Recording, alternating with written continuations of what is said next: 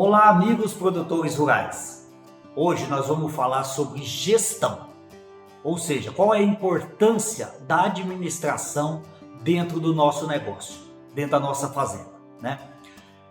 Nos últimos 20, 30 anos, a pecuária, a agricultura, ela mudou muito, ela evoluiu muito, né? E hoje eu ainda vejo produtores que evoluiu muito nessa parte ainda administrativa. Muitos continuam ainda com baixo investimento nessa área da gestão e por isso estão perdendo capital, perdendo rentabilidade. O que aconteceu nos últimos 20 a 30 anos, eu me lembro na década de 70, 80 ainda, que o ciclo da pecuária era muito longo e isso era só que você tinha margens altas. Então você tinha margens altas com ciclo longo. O que veio acontecendo nesses últimos 30 anos é que as margens foram diminuindo. E aí houve a necessidade de encurtamento do ciclo. Ou seja, tem que fazer uma pecuária de um ciclo mais curto. Não dá para matar boi de 5 anos, tem que matar boi de 2. Não dá para as vacas serem vazias, você tem que ter um índice de prenhez, um índice de nascimento maior, muito bom. Então, isso interfere diretamente na sua rentabilidade. E aí muitos produtores às vezes não acompanham ainda, continua achando que não é tão importante, continua fazendo as mesmas coisas que fazia 10, 20, 30 anos atrás.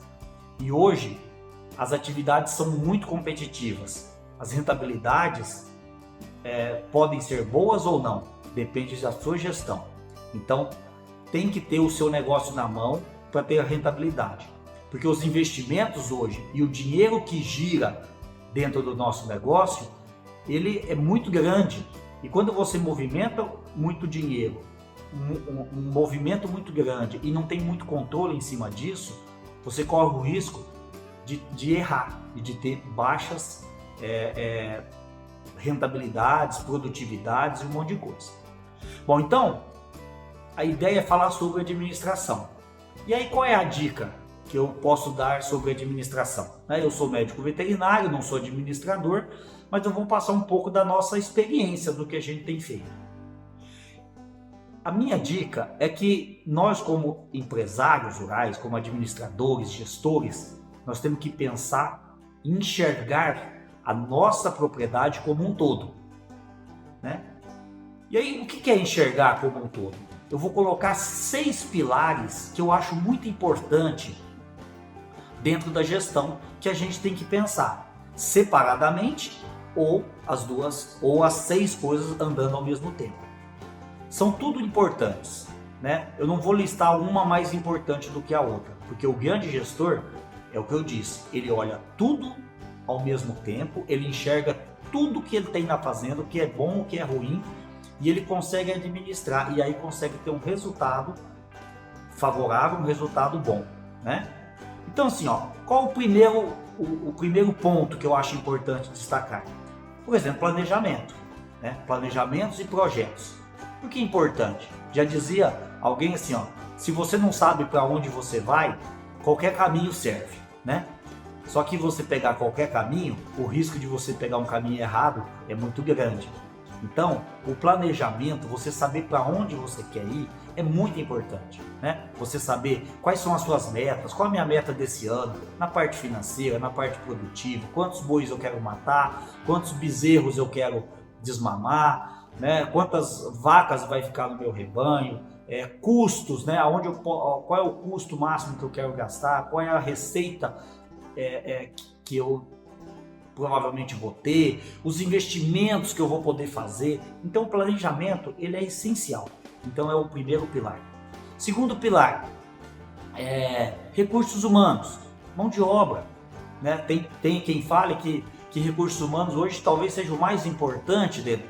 Não sei se é o mais importante, mas é tão importante quanto, porque você coloca tecnologia, investimento, gira muito dinheiro dentro da fazenda, e se você não tiver pessoas, funcionários bons, treinados, capacitados, você pode não atingir seus objetivos mesmo com um bom projeto, né?